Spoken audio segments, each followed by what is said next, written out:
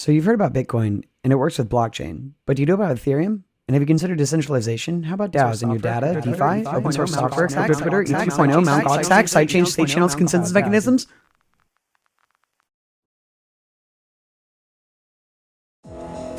Welcome to Square One, a place to deepen your crypto knowledge.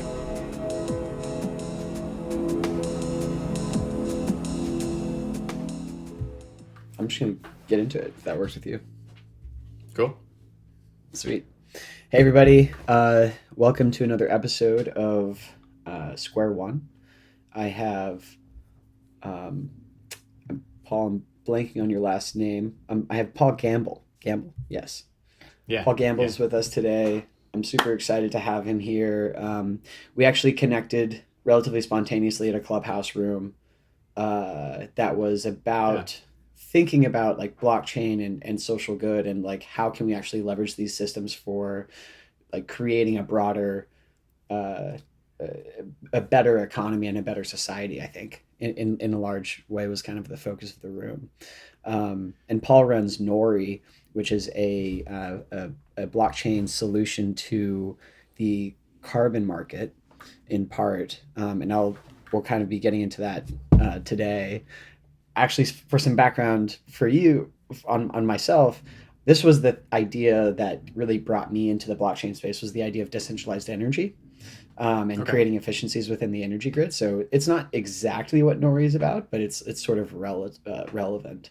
Yeah. But Paul, could you just give yourself an introduction and would love to hear what your experience has been in the space and how you actually came to launch Nori and how that became the main focus. For me, it starts back in around 2010. I was in grad school at the time, and I had this workshop that we had to do where it was like a management for engineers was the degree program, and we would do these extra workshops. And there was one where they were teaching us how trading works. And so as part of that, the professor showed us something to do with Bitcoin in 2010.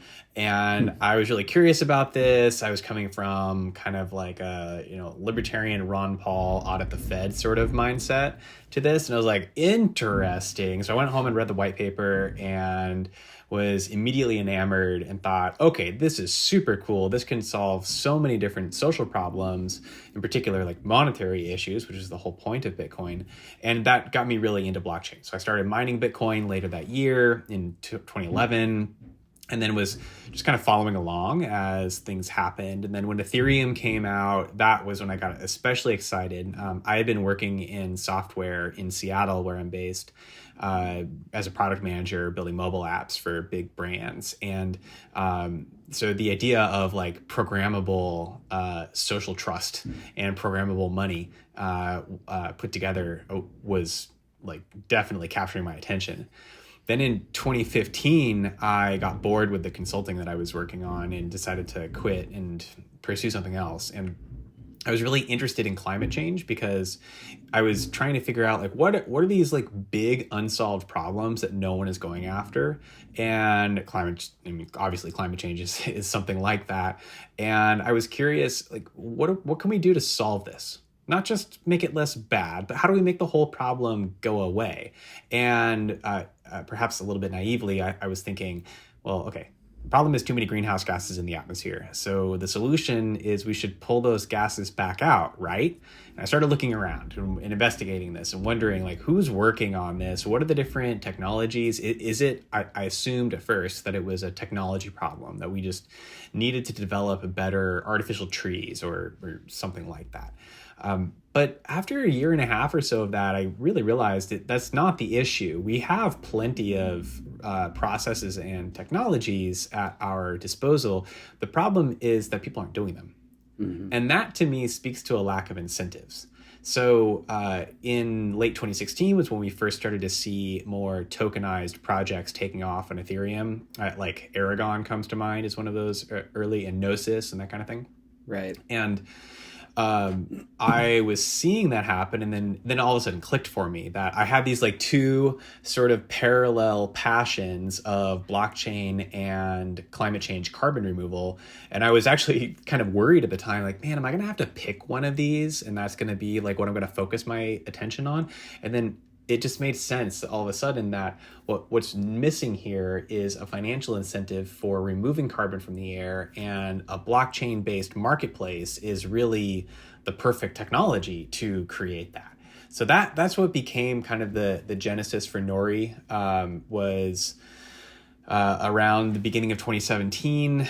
And then we started putting a team together in the middle of that year. We entered the Blockchain for Social Impact hackathon that Consensus put on, and we won. Nice. And then we started the company from there.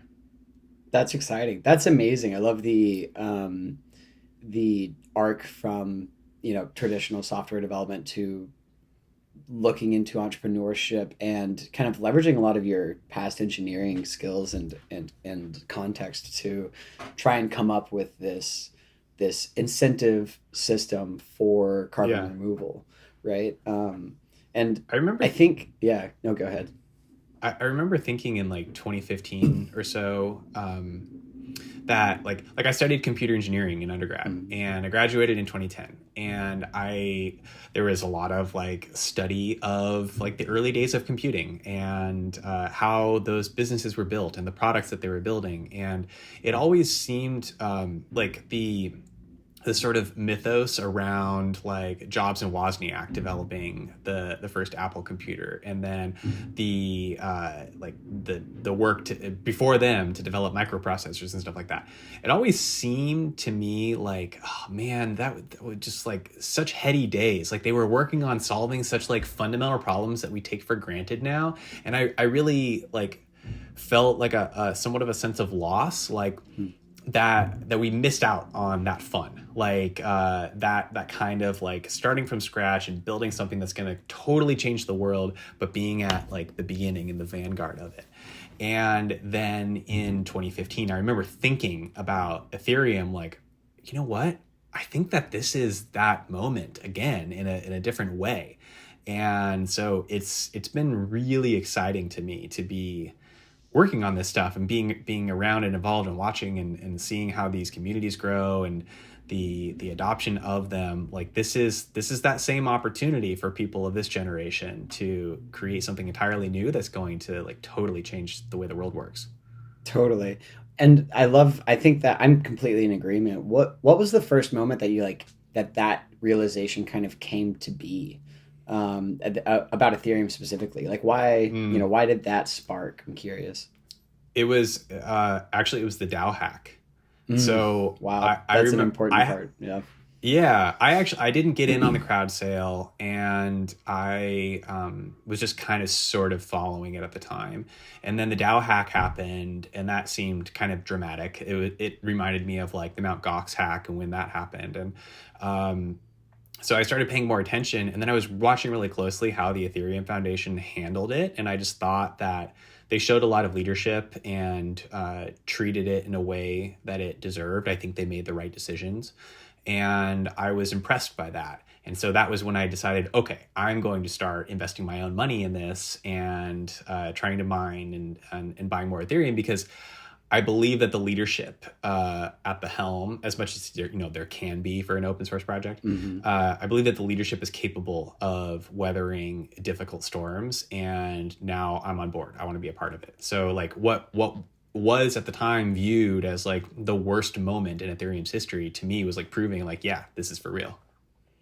That's awesome. Yeah, that makes a ton of sense. And yeah, the leadership and the human side of the Ethereum ecosystem is definitely the thing that, to me, provides a ton of stickiness as far as like really understanding and appreciating the evolution of this technology and where we can go with it. Like the ingenuity there Hmm. to me is like almost the most valuable thing that's actually created. It's not even, there may be better protocols, potentially better technical solutions, but the actual community and Absolutely. the people building on it, are Hmm. that's where the compounding returns come in. Yep. Yeah.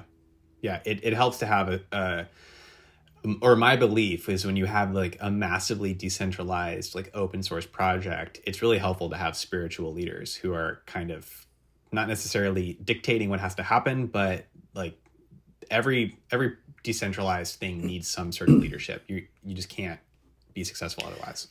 No, that's a great point. That actually reminds me of this essay called "The Tyranny of Structurelessness," and it I don't describes know it, but the. that sounds interesting. It's excellent. It's really great. It describes the women's movement in, I believe, in the '80s, and how it was essentially sabotaged because it was too decentralized, and Mm, essentially anyone within the organization could kind of stand on the pulpit and claim to be the leader that can write their own agenda for the entire mm, movement, and it just became too discombobulated and didn't have that knife's edge yeah. of like progress that it wanted to make. And ultimately, Yep. you know, the idea of structurelessness is not efficient, and is in somewhat a lie. Like any human organization will have some hierarchy at the end of the day of like human Hmm. structures and decision making. Um, Right. but I want to refocus a little bit on like what you guys are doing at Nori, because I think the carbon market is the fundamental thing that could unlock our ability to actually combat climate change. And I think it's really hard to bootstrap a market like that. And I mean, I can't even imagine, like how do Yeah. you start, I guess, you know? uh, yes, it is. It has been hard. So we started the company that's been like 3.5 years now, and I wouldn't say that we like broadly have this plan or roadmap figured out at the beginning, but what has shaped out is we've been taking a sort of two-phase approach to this. The first phase is getting the carbon side of things working on an end-to-end basis. So in fall of 2019 was when we launched our first sales working with I should back up. We work today with farmers who are sequestering carbon in their croplands by adopting new farming practices like no-till, cover cropping, and crop rotations, managed grazing, that sort of thing. In practice, farmers can sequester about half of a ton of CO2 equivalent per acre per year. And what's actually happening is they're increasing the amount of organic matter in the soil, microbes and fungi, through these practices, and the organic matter is carbon. So that's how they're getting that stored. And in the future, we'll have additional methodologies: forestry, kelp, direct air capture. We want to be a platform where people can propose new methodologies to us. We want to be agnostic to the different methodologies, but we had to start somewhere. So in the fall of 2019, we had been working developing a bunch of different partnerships with different agriculture companies and what we call a carbon quantification tool to help us like actually determine the amount of carbon that's being sequestered, and just like lots of hard science stuff. And so we launched the first sales with the first farm project in October 2019. And then we've been adding more projects since then, and we're starting to get working now on like future methodologies and like what that sort of structure looks like, so we have a scientific peer review process. And I should caveat, like, what we're doing is not decentralized. We are using blockchain and crypto for some very specific purposes, but we're not purporting to be a decentralized protocol. That's not our goal here. Mhm. So just I just think those things often get interwoven and assumed. So the first phase was getting carbon working end to end. We're basically there now. We have a strong pipeline of supply. We have partnerships with big ag companies like John Deere and Land O'Lakes and Granular and Locus Ag, and others like that. And then some I can't name, but you definitely know them. So there's so much interest on the supply side. Now we're starting to build out our sales team and that side of things, but the second phase of the roadmap is about layering in and integrating the cryptocurrency portion of this. And it would probably help if I described like how we're doing this. So one of the big problems in existing carbon markets today is that, well, there are really two kind of forms of double counting that are currently happening. So the first is at an international level. And this goes back to the Kyoto Protocol, which was passed in 1997, which was established the first sort of frameworks at the UN level for how to set up carbon markets. And the idea was actually more about like nation states trading carbon, not so much like on voluntary like corporate buying basis. But the idea was that developed countries would buy carbon offsets from developing countries. And so it would be like an equitable wealth transfer because the developed countries got to that point by emitting a lot of carbon. And it should hopefully help mitigate and reduce the amount of carbon emissions happening in the future.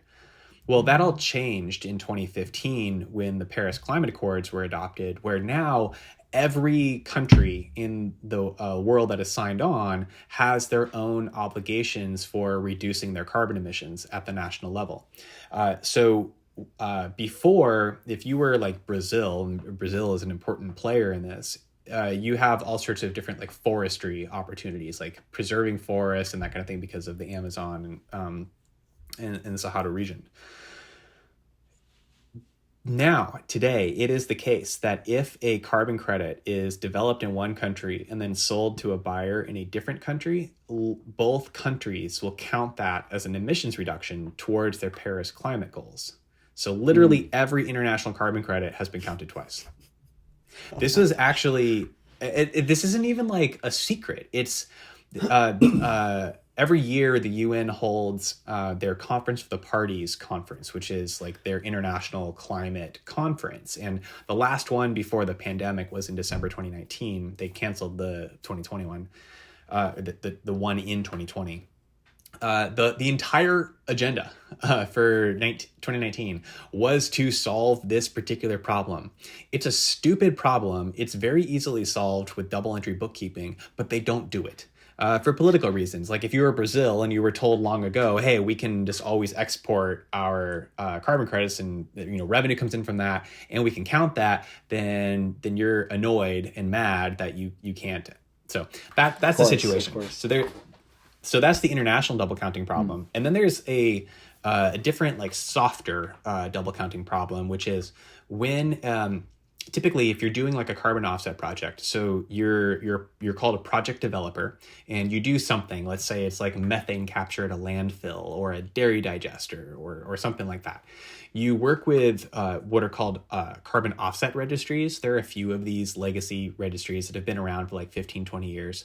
They're nonprofits. Their revenue comes from charging suppliers, like things like registration and listing and transaction fees, and then consulting fees as well to develop the protocols to measure and verify the carbon associated with that project.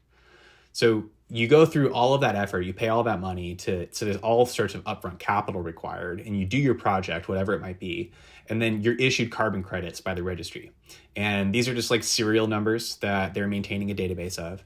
And then you will most likely either you've already found a buyer in advance. So maybe you got like a big corporate sponsor to prepay all of that upfront capital that you need in order to generate the credits, or you work with a broker. And if you sell your carbon credits to a broker, then the broker is taking title to them. And then the broker will often sell them to another broker and sell them to someone else and someone else.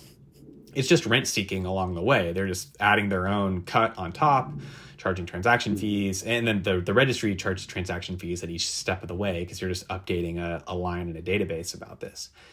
So you could get situations where the carbon credit has traded hands like a dozen times, and yet it's not yet been retired. And I'm doing big air quotes here. So in carbon markets, the retirement means that you're pulling it out of circulation and making it no longer available for resale. Doesn't actually happen that often.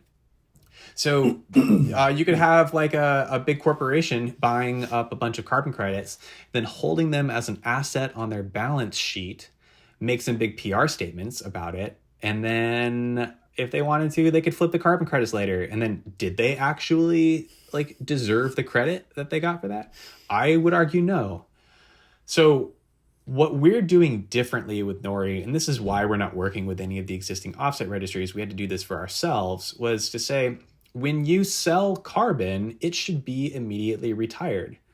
It should be like a consumptive good. Every new dollar spent on carbon should result in new carbon coming out of the air, not pushing pieces of paper around, Right. and just, yeah, adding middleman costs. So we've done that. That also makes it a lot easier to do the international carbon accounting, because when someone purchases carbon from Nori, or through Nori, they have to specify where it's being retired. So we can very easily report up and say, yes, this was retired in this country, so that's where the credit of this should go to. It has nothing to do with like the location of where it happened. Because of that instantaneous retirement, though, we lose the ability to develop a like commodities market for carbon, which is something that exists today. Like carbon credits are traded, there are markets for this. So that's why we've introduced the concept of a token, where it's a medium of exchange token. So one Nori token will always purchase one NRT, which stands for Nori removal ton. One token per ton of CO2. The price of the token will fluctuate. It's a pre-mine, 500 million tokens being created. And then the idea is, as demand for carbon from Nori, these NRTs, as demand for that increases, so too will demand increase for the Nori token. And since there's a finite number, if that demand increases, then that should drive the price up, which makes a much larger incentive for suppliers to enter the market. And then we've got this virtuous cycle going. So that's the whole concept of what we're doing. The Nori token becomes the reference price for carbon. So when people want to know what the price of oil is today, they look at like West Texas Intermediate or Brent crude oil as references. We want to be the same thing for carbon. And then the Nori token is the commodities market, where people can speculate on future pricing. They could maybe develop their own derivative products on top of it, that sort of thing.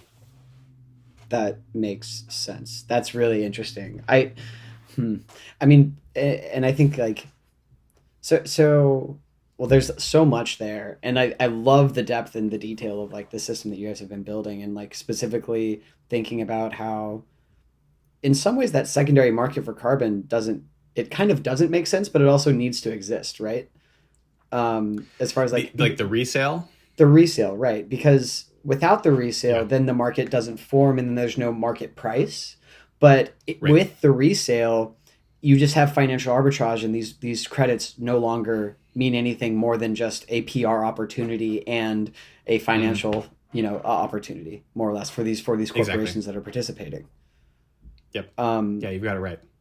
okay, and and so but and so how is the token, I guess, going to prevent from, that sort of the misaligned incentives of just like the financial and PR opportunity from reoccurring once that token is like liquided on the market, and do you see that marketplace as being distinct from the secondary marketplace that you see today? Yes. So you can think of the token as sort of like a reusable gift card, Hmm. where if you hold a token, you haven't paid for carbon yet, but you have a gift card that could be used to buy carbon. And then you pay the supplier that token. And then the supplier, if they want to convert it to cash, they do that, or whatever, or they can hold on to it, whatever they want. But then once that token re-enters circulation, then it can be used again by another buyer.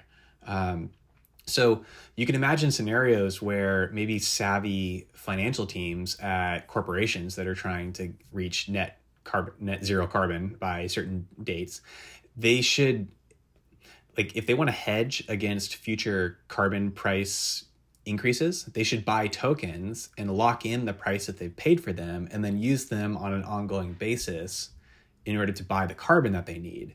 So Mm, that's, which is something useful, because like, makes sort of sense. traditionally in corporations, if you're like a sustainability director and you were trying to acquire more renewable energy or something like that for your company, you're often putting together like 10 to 20 year power purchase agreements with Hmm. that renewable energy provider.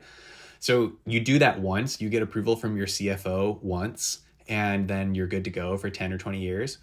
With carbon offsets, it works differently. Typically, there's a sustainability person on the team who will often have a broker relationship that they work with, who will go out and procure projects, and they'll do this on an annual basis. So they'll have like an annual budget for buying offsets, and they'll purchase them once a year. But if you were to do this kind of thing with tokens, then you could pre-purchase multiple years worth and get that approval from your CFO once, and then you have more flexibility uh, to play the market when you need to.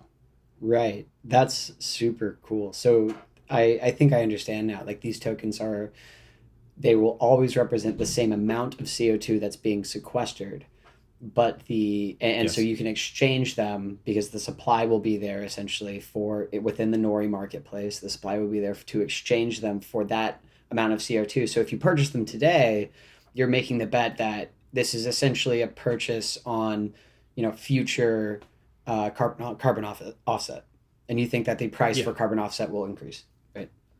Correct. Yeah. Hmm. That's awesome. I love it. I think that's so cool.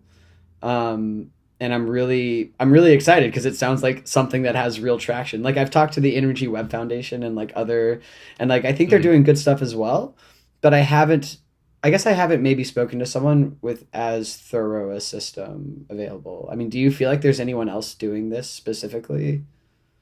No, we don't have any direct competitors. That we have competition in sort of three different angles. One is those carbon offset registries that I mentioned earlier, that Hmm. those nonprofits that charge the suppliers for everything. So we sort of compete with them because they're another source of generating carbon credits.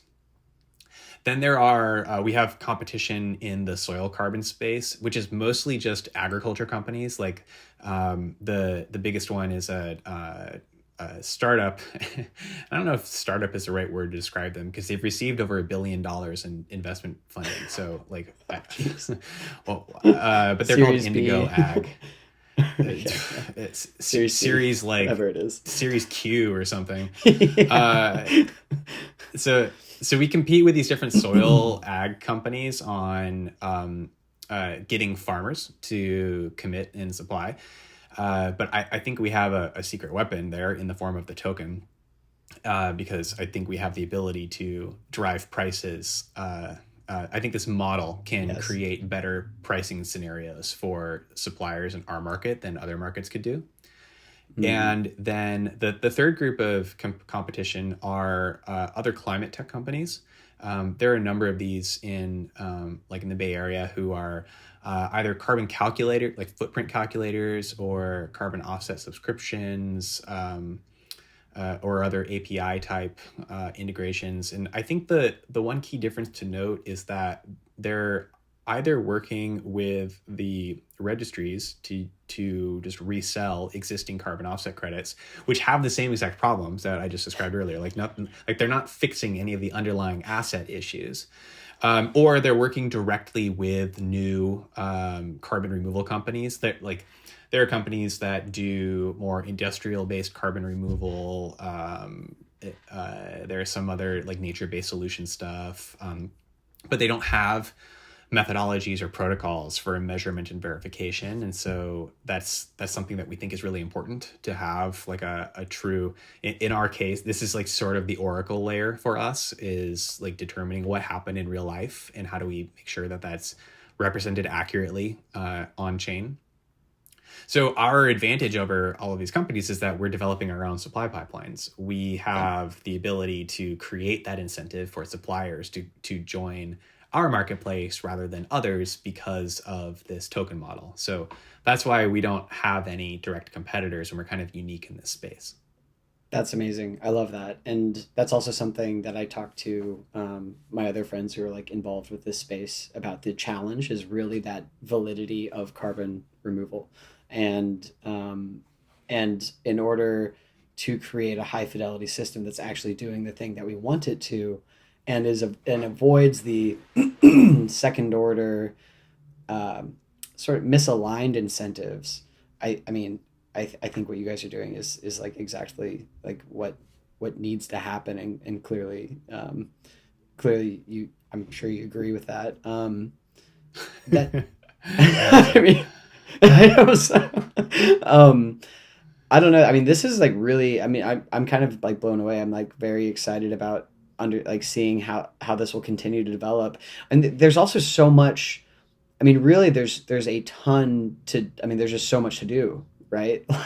Like how do Yeah. you, right? So I guess the main thing is focus on one viable source of carbon sequestration, which you're doing with soil and Yeah. organic matter, increasing organic matter within soil farmers, which I love that as like a kind of first step.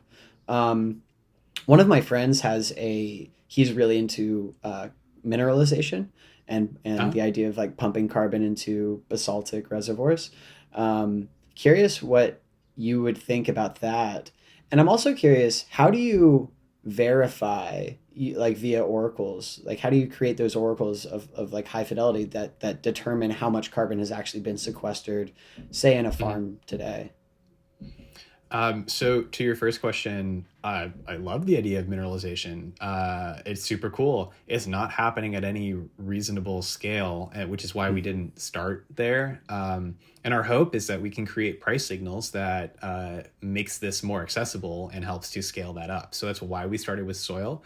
Soil is the most affordable and the most scalable method of removal available today.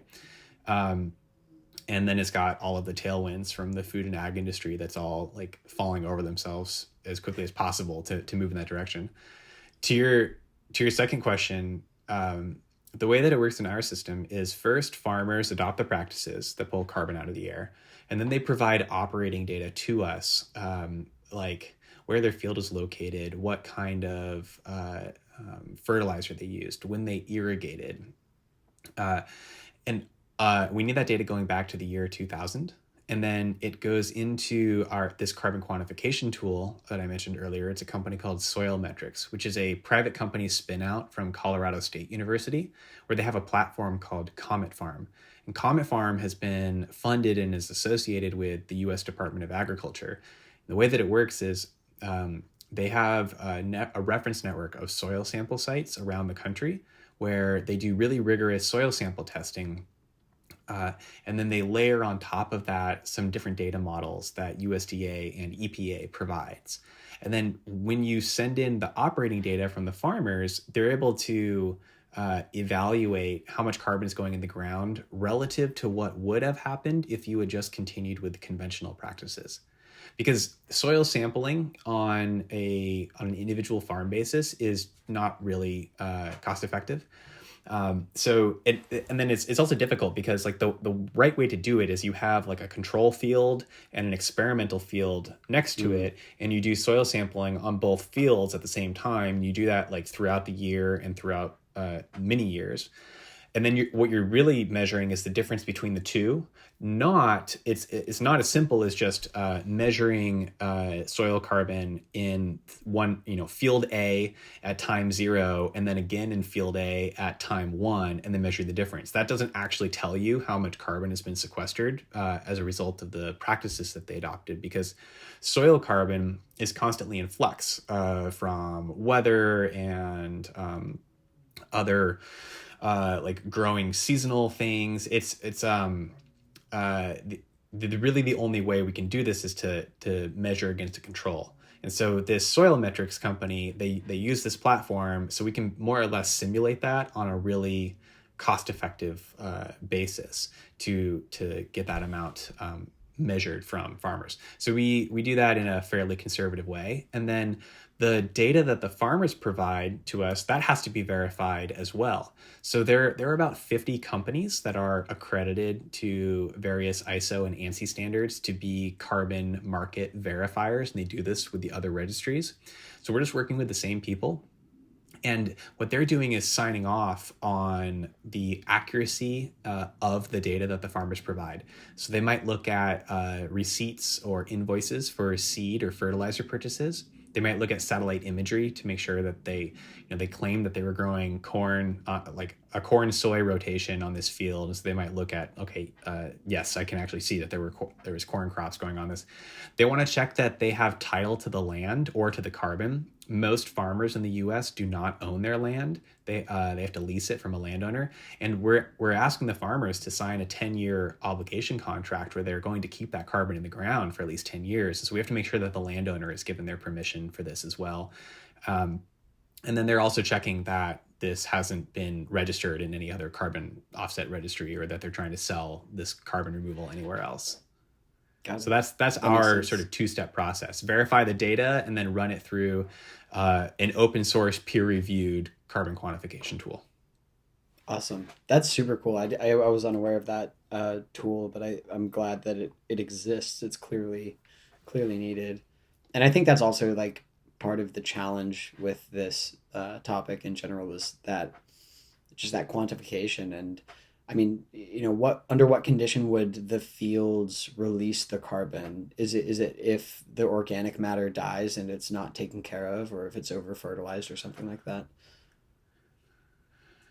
Yeah, basically, like in order to keep the carbon in the ground, you have to maintain these practices and keep going with them.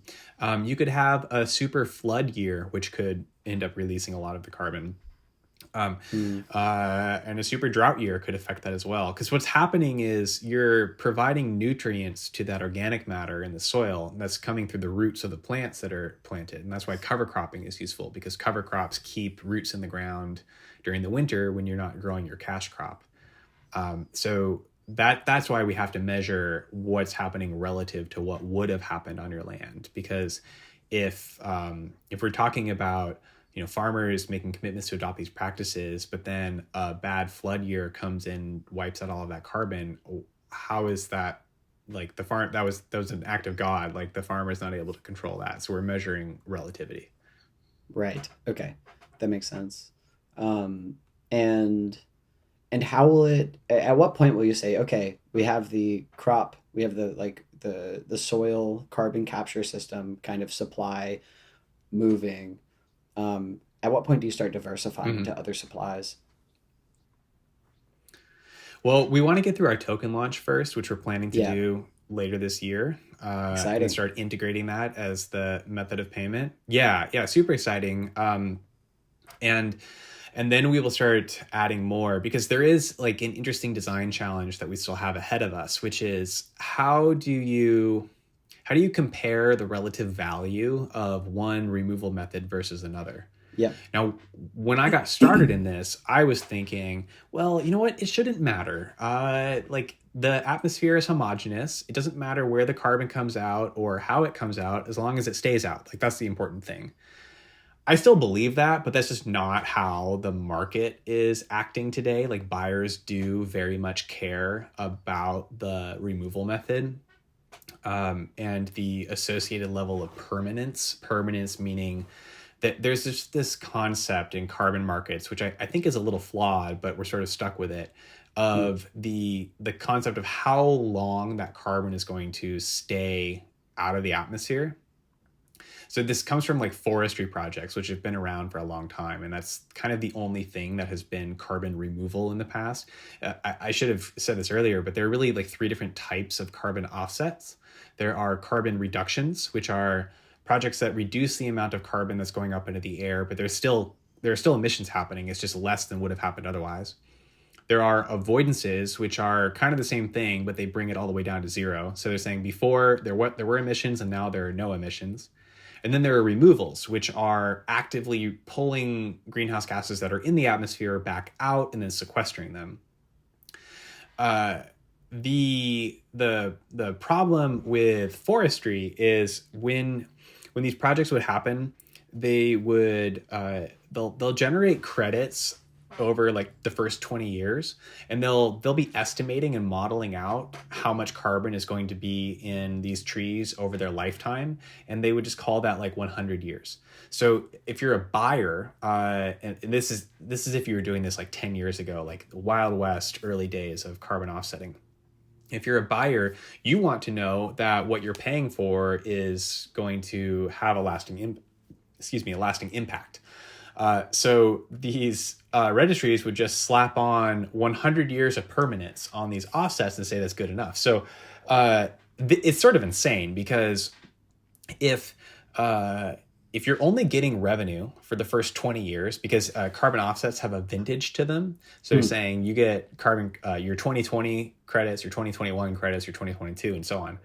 So you're only getting revenue from those 20 years of credits that you're delivering, but then you have an additional 80 years of maintenance requirements where you have to make sure that forest doesn't burn or get chopped down or anything else like that. And that's also like multiple generations of people. It just, Yeah. I don't understand like who thought that was a good idea. It just will not work. So we do it differently, and where we say farmers are sequestering carbon in the ground for at least 10 years. And that's the contract that they signed with us. And if they breach that contract, well, we have an insurance mechanism in the token that I'll explain in a second. But they have to re-verify. They have to provide us that operating data every year. And then they have to re-verify every 3 years.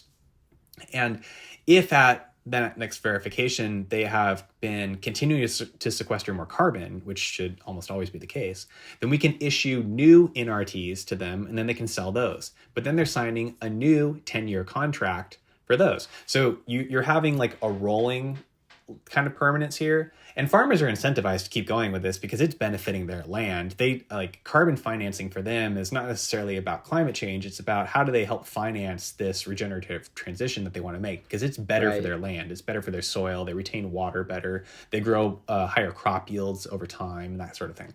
So they're just as incentivized to keep going with this. But this way we're making sure that they've got continual revenue streams so that and continuing obligations to maintain that carbon. It just seems to make more sense. Every year, so every year they create a credit for their land that will sequester X amount of carbon over the next 10 years. And every year they're making that 10-year commitment. Is that right? It's more, or is it every 10 years? It's sort of. It's more like every 3 years. Okay.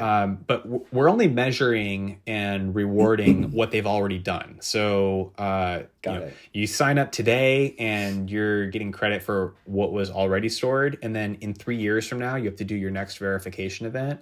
And then what you sequestered between now and 3 years from now, then you can get those credited and then you can start selling those as well. Got it. Okay. That's interesting.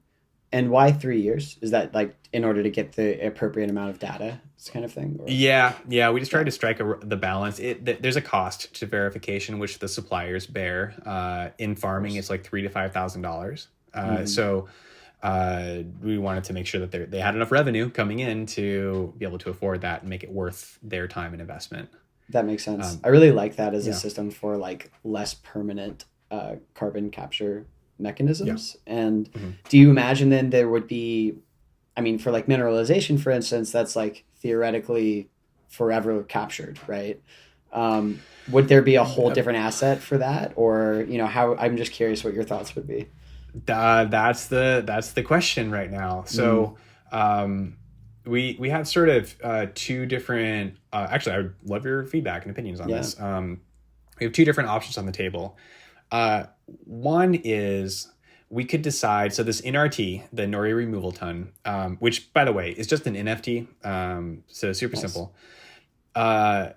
We could fix it at 10 years and say, let's say you remove, you do a ton of direct air capture to mineralization. Well, let's call it 100 years. I don't think we would go longer than 100 years because like saying you're buying 1,000 years of permanence, like that's silly. None of us are going to be alive. Like why are we? Let's not do it that way. That just seems like too much. Sure. So let's say 100 years. So then that would mean for every ton of mineralization that you remove, you have 10 NRTs, which then implies that the value of mineralization is 10x that of soil.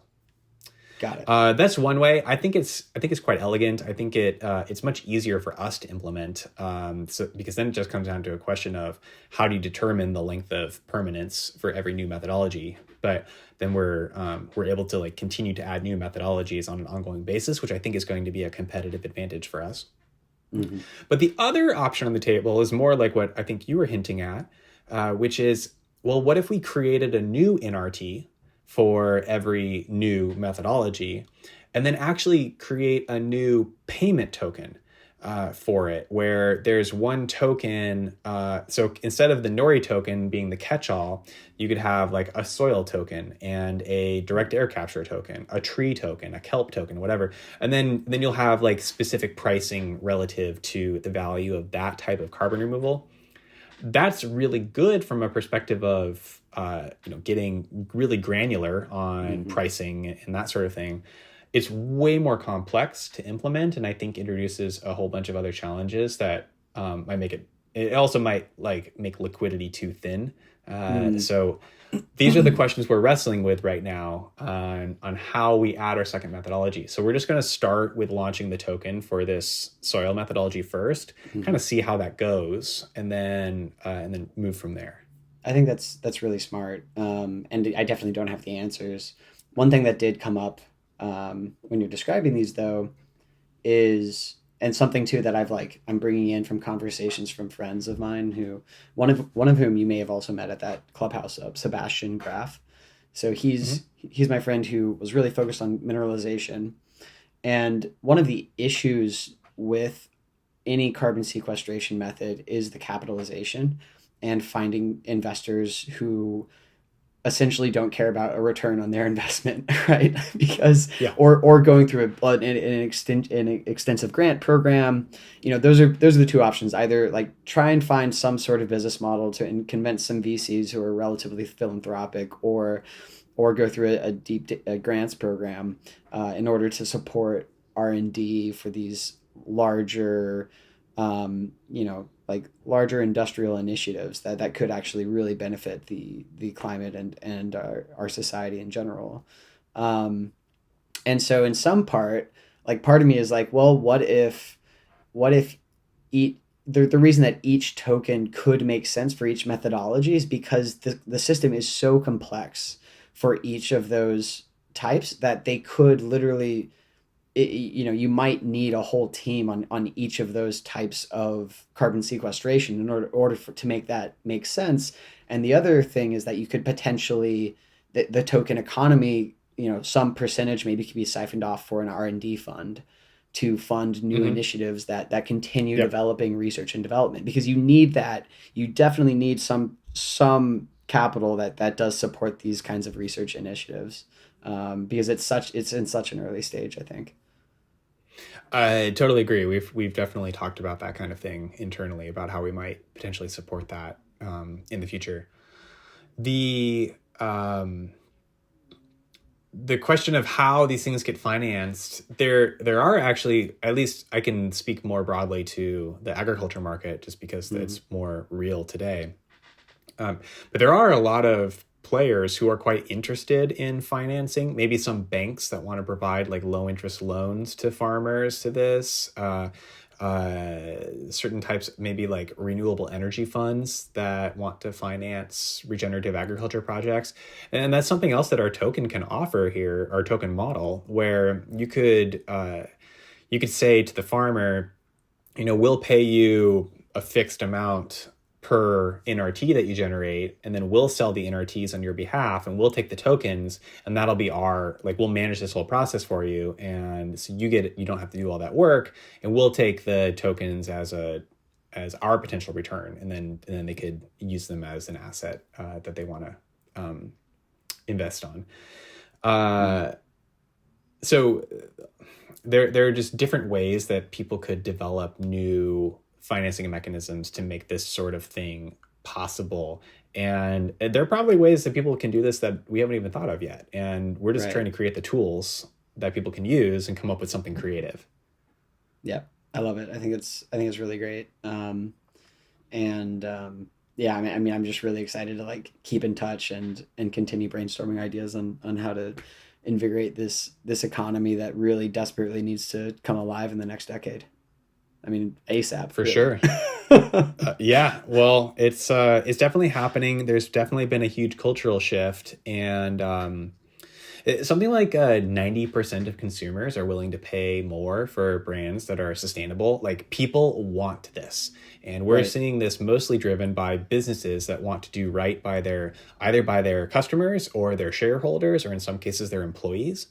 And our long-term vision on the demand side is an API integration. So Mm. imagine paying like removing carbon emissions in real time as they're created. So you take an Uber ride, and at the end of the ride, maybe a sponsor plays an ad, and then they pay for removing the emissions from the ride that you just took. And maybe these larger purchasers are pre-purchasing tokens so that they know exactly what their cost is, and they're just viewing this on an annual basis. So they're not susceptible to like market price fluctuations, which is always a thing in crypto, right? So you could maybe order. Actually, we did a pilot with Shopify last fall where Shopify bought 5,000 tons from us, 5,000 NRTs, and then they used them to negate the emissions from every purchase that was made from a Shopify merchant over the Black Friday, Cyber Monday Mm. weekend. So That's it was awesome. a manual kind of like two-step process, but Sure. like that could happen in real time on like a microtransaction basis. That's what we're trying to get to, Right. is really commoditizing carbon removal. Yes, I love that. I think that's totally the goal. And like you're definitely doing the dirty work as far as like really creating a high fidelity asset that serves as the foundation for that micro system of interactions and carbon, the carbon market, essentially creating that underlying incentive layer for everyone to kind of participate in. That's Yeah. exactly what we need to do in order for it to, for us to solve this existential problem, essentially, right? Yeah. And It, like it, it fingers remind crossed. I mean, yeah, yeah, honestly. exactly. It's sort of like when the iPhone first came out, there was no app store. Mhm. They didn't do that Yeah. until the iPhone 3G. And I remember when they announced the app store, they I guess, yeah, it was still Steve Jobs at that point. He said something like, we don't know what you developers are going to build, but we know it's going to be really cool. And now, like over a decade later, there's like hundreds of millions of apps and billions upon billions of dollars in revenue these independent developers have earned, and they created this amazing flourishing ecosystem because they had the right fundamental tool sets in order to do so. And that's Right. our same. We're trying to follow that same playbook here: is create the tool set that people can use to create what is going to be $1 trillion economy That's around right. removing carbon from the atmosphere. I love that. I think that's awesome. Are you all scaling then? I mean, you must be moving pretty. I mean, there's two paces of it, right? Because you have to be very slow and patient and thoughtful about the soil capture market that you're creating Yeah. currently, and then but then there's also this expansive network of ideas and opportunities that Hmm. I'm sure that you also want to kind of scale into, I guess. Yeah, we raised a seed round from Placeholder and Awesome. North Island Ventures, and then a couple ag tech funds as well. And we did that in August of last year. So we've been growing our team. We're at 15. We're still growing a little bit. So if anyone's Great. interested, we're definitely looking for engineers, especially. So nori.com/careers. Um, so we're growing, Solidity and or this full year, stack? full stack. Cool. Yeah. Because actually, like most of the software piece is not on chain stuff, although there Hmm. is some of that. It's more like traditional enterprise software development kind of thing. And this year, our focus is on scaling up. We're building out our sales team right now because we finally have a robust supply pipeline, and then it's that token launch. That's like the big milestone for us later this year. We'll Awesome. probably That's do really that exciting. yeah, we'll probably do the token launch in like a balancer liquidity bootstrap Yep. pool sort of thing. Just start DeFi Excellent. and go from there. Yep. I think that's great. That seems to be the standard these days, honestly. So Yeah, yeah, definitely. right on. Well, I'll definitely keep a lookout for that. I mean, this is it's hard to find token economies. I think like in 2017 I got into Ethereum because I was like, oh, they're gonna make this decentralized energy microtransaction thing, and it's gonna create Yeah. more efficient electric markets. And then I like start talking to teams, and it's these are just ideas, right? And so Yeah. because to create a real utility out of a token economy, it takes so much groundwork. And so anyway, it's really refreshing to talk to you, who's done such an awesome job kind of like making that happen and building the foundation that is required to make an economy that actually is meaningful outside of its trading on Coinbase. Yeah. Yeah. Well, thanks. I mean, infrastructure is really hard, and It we've is. been at it for multiple years now. And I'm so excited that we're finally at the point of starting to layer in the crypto economics portion. Yeah, that's super exciting. I'm stoked. Well, Paul, it's been a pleasure. Thank you for coming on. I really appreciate it. Thanks for having me, James. This was fun. If you want to explore more and deepen your understanding of cryptocurrency concepts and mechanisms available today, please visit our Gitbook or Crypto Encyclopedia. You can find it on our website at square1.tech. Thanks for listening.